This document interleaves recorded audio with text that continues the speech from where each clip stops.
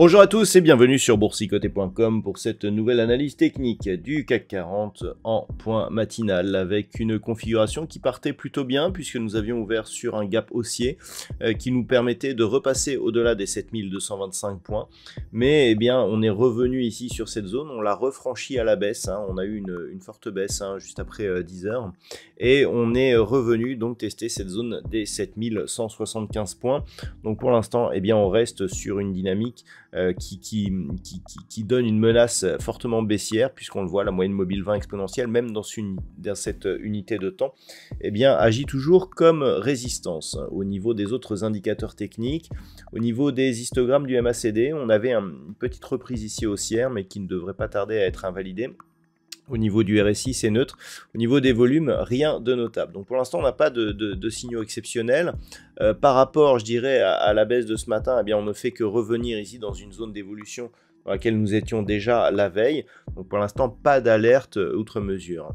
Au niveau du palmarès des valeurs, donc nous avons eh bien, quelques hausses malgré tout, même si le CAC 40 perd 0,31% au moment de cette analyse. Téléperformance, lui, en gagne 1,55%. Sanofi plus 1%. Eurofins Scientifique, Dassault Systèmes et Orange sont sur des gains légèrement inférieurs à 1%.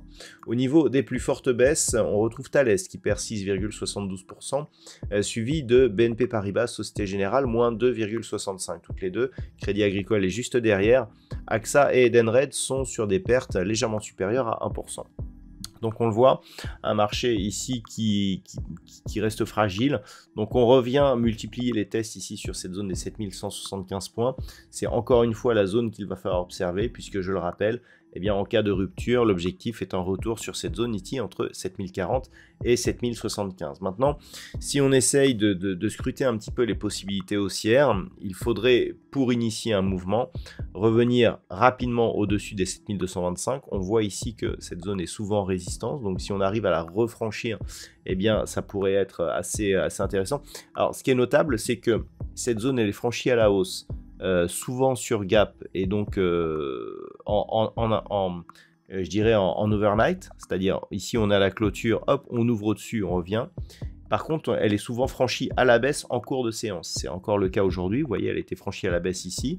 On a eu la clôture là, hop, on a franchi sur gap initial, enfin gap intraday, donc sur cette phase. On est redescendu en séance et là encore aujourd'hui, hier on était en dessous, on a franchi sur gap à la hausse et puis on redescend et on la casse en séance, ce qui veut dire que eh bien on n'arrive pas à maintenir une pression haussière sur l'indice qui nous permettrait de rester au-delà de cette zone. Donc le fait par exemple en séance de repasser au-dessus de cette zone sera un signal positif par rapport à toute l'évolution que nous avons actuellement. Donc c'est ce qu'il va falloir surveiller. On commencerait à avoir des signaux de retournement haussier possibles en intraday au-dessus des 7320 points, même si en daily, il faudrait repasser au-dessus de la zone des 7570 points. Voilà donc ce qu'il faut savoir pour cette séance de vendredi, donc la dernière de la semaine.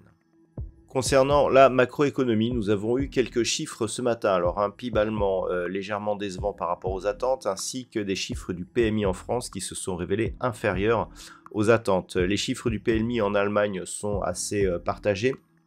Il y a eu une intervention de Christine Lagarde dans la matinée.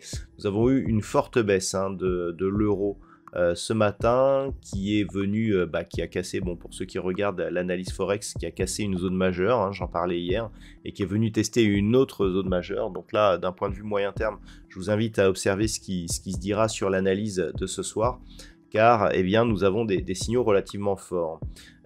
Cet après-midi, du côté des États-Unis, nous aurons le PMI manufacturier et nous aurons les PMI au service qui seront dévoilés à 15h45. Pas d'autres statistiques majeures, donc ça pourrait être relativement calme. On a un Bitcoin qui a marqué un nouveau record. Eh bien, je vous souhaite de passer une très bonne séance et on se retrouve dès ce soir pour toutes les autres analyses techniques du site boursicoté.com.